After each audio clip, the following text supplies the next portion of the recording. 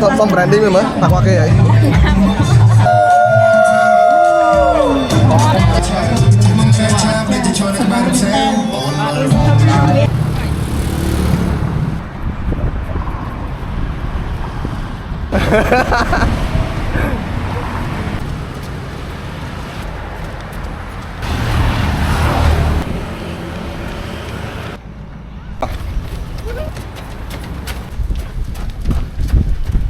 Quả này cái ba nào bị vô rồi.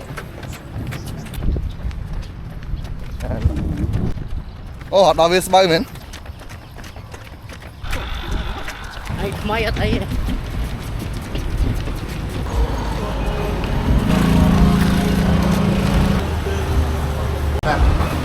Đâu về anh Sân? Đâu về.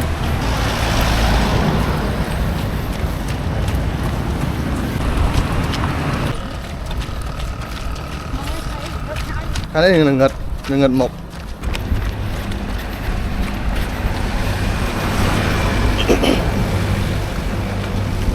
Vâng, khát đích tiết. Còn nó đã con mục nhom vào đảo chứ.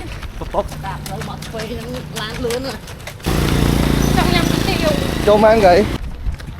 Bên đây thì người láng sợ. Nhưng mà giúp.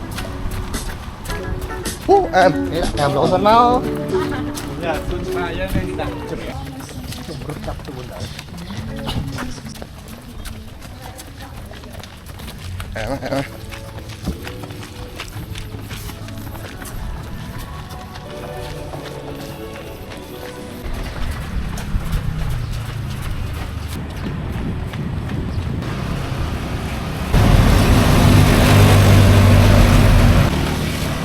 Kalau tim mana? Kalau tim mana? Timpal lah. Phần đỡ quá nào phần. Lưới đó này.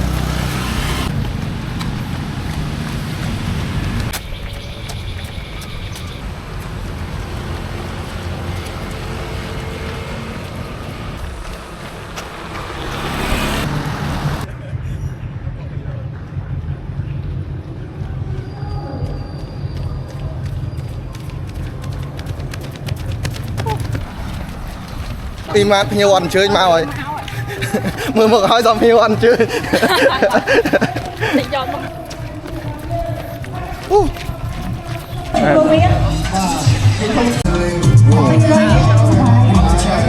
Hello. Mà chơi ngon mà. Đừng qua quay tay nào ta. Ta thầm bye. Ok bang số.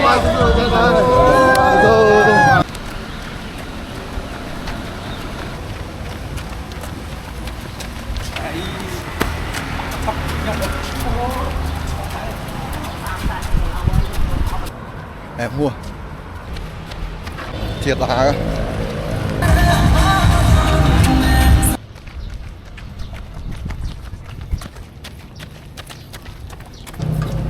Đây bị tao đá đấy. 20 cái lỗ. 20 cái lỗ. Lòng bọc. Lòng bọc.